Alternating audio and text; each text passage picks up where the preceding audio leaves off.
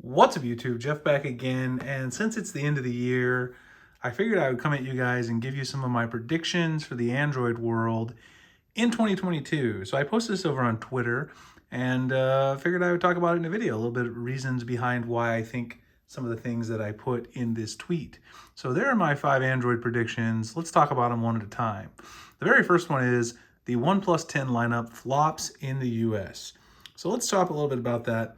The OnePlus 9 was already pretty poorly received here in the US, if you guys remember last year. We're now expecting the OnePlus 10 lineup to launch for sale on January 4th, so just about a week away. This is much earlier than OnePlus typically releases their devices, and one of the reasons I think it has a really good chance of doing poorly here in the US is that they're launching right into the time where Samsung themselves are going to be launching a bunch of phones. Not only are they going to start releasing the Galaxy S21 FE pretty much at the same exact time as the OnePlus 10, which is around, the first 2 weeks of January. Here at CES, we're expecting the Galaxy S21 FE to go live. That phone's going to be competitively priced, significantly undercutting the OnePlus 10 lineup. And I imagine that most people would prefer the Galaxy S21 FE over a more expensive OnePlus device.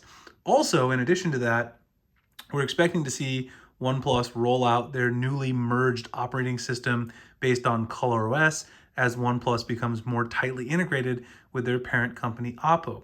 So a lot of US, fans of OnePlus really like the more stock Android take, minimalist take on software. And now that they're moving away from that, I just don't see this series doing very well. I hope I'm wrong, because in the US, we already don't have that many options. And I really don't want to see another company go away. So we'll see what happens with that. That's my first prediction. Next, Android 13 will be a boring release. This is perhaps not a very surprising thing. My friends over at XDA, if you guys don't know, if you want to follow me at XDA, I write about Chrome OS over there. Thinking about doing some more Chrome OS stuff on my channel here as well, so let me know what people think about that. But the guys over at XDA, my good friend Amir, who is the editor-in-chief over there at XDA, he wrote this up about Android 13, which is apparently going to be called Tiramisu for the internal code name, dessert code name, and some of the features we could expect to see, including app languages, runtime permissions for notifications, the Android resource economy, and lock screen clock layouts. My prediction of Android 13 being a boring release is more referring to the fact that because Android 12 was such a significant change to the UI, I really don't expect there to be a lot of big UI changes when it comes to Android 13 Tiramisu. Most of the things we're going to see are going to be privacy-based, performance-based, under-the-hood type things that you really don't expect to see, affect the general user experience, which is what people think of, I think, more when they're thinking of like an exciting release. They think of big things like the Monet color theming engine based on wallpapers, which we did see in Android 12. Also, when Google tends to have a really big, UI release where they change a lot of UI elements, they tend to come back the next year with a more muted, kind of understated UI changes, and they change a lot of under the hood things. So from that perspective, I would expect Android 13 to not change too many big things on the user side. Next one, the Pixel Watch finally makes Wear OS cool again. Well, maybe not again, but at least makes Wear OS cool for the first time. We're hearing a lot of rumors, perhaps even more so than usual, because we hear them every year, that Google is finally making a Pixel Watch, and we've seen some leaked watch faces that seem to corroborate these rumors that makes it look like it's really a possibility this time, and it looks like we're really going to see a Pixel Watch. I'm pretty excited about it because the Pixel 6 Pro, which I actually happen to have my Pixel 6 Pro right here. I'm using the Fold 3 today because I'm back on it after the One UI 4.0 rollout. It's also bigger and just easier to show off some of these things. The Pixel 6 Pro and Pixel 6 were such good phones. I really want to see what Google can do with a smartwatch. And I think if they do it and it looks like some of the renders and has some, really great features that can integrate with the unique Google features that we see on their phones, that it could be something that finally makes Wear OS competitive. Eventually, with the Apple Watch, the Apple Watch has a huge lead. If you guys haven't watched my video comparing the Apple Watch Series 7 to the Galaxy Watch 4, I'll link that below. It's been one of my popular videos lately, and I do think Apple's still ahead there, but I really hope Android can make some big strides in 2022. On the next one, the Galaxy Fold 4 and Flip 4 bring foldables truly into the mainstream. So what I mean by this is Samsung really had a good year in 2021 when it comes to foldables, but I think a lot of people still look at these as niche devices, and I even detailed in my Galaxy Z Fold 3 follow-up review video, which I'll link below if you guys missed it, that the Fold 3 in terms of a daily phone, it still has some significant compromises for most people. The Flip 3 also, while a good phone, had compromises. One of the most important ones for me was the battery life.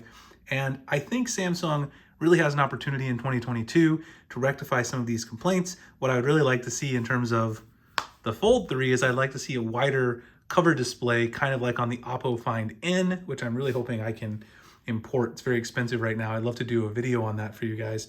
And I'd really like to see the Flip 3 evolve into much better battery life with the Flip 4 and a couple of other changes here and there. Obviously, I think there's more they can do to optimize the software, particularly to foldables, but Android 12L, which Google's rolling out for support for tablets and foldables, should fix some of those issues as well. So hopefully great things on the horizon, and I can see foldables becoming adopted by a very, very large portion of people in 2022. And by that, I mean not just your tech friends, but your friends who don't care about phones or tech at all. They might be buying a foldable very soon. And then my final thing on the list, I believe Xiaomi will take steps to sell flagships in the US. I don't mean they're going to sell flagships in the US in 2022, but Xiaomi was on the US blacklist for a while. They were removed. There's some discussions about moving them back. I really think Xiaomi is finally going to push to making inroads into the US market and hopefully do what they need to do politically to do that. Honestly, I know there's a lot of political discussion about, them as a company, but in terms of their hardware, I just got the Xiaomi 11 Ultra, which I have right here.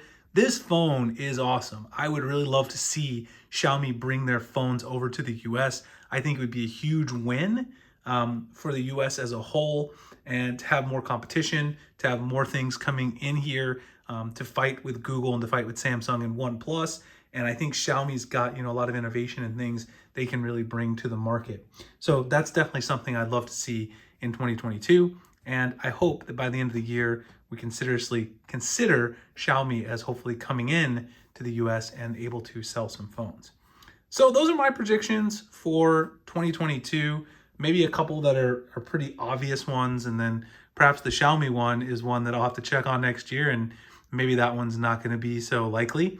Anyway, let me know what you guys are thinking is going to happen for Android in 2022. Also, if you guys want to check my top gadgets of 2022, I dropped the links to those top 5 gadgets below. If you guys got any gift cards for Christmas you're looking to use, check out some of those gadgets, help support the channel if you check out the links. Follow me on Twitter at the link below. Like, comment, subscribe if you want to see future content like this. And I'll see you guys in the next one. Thanks a lot for watching.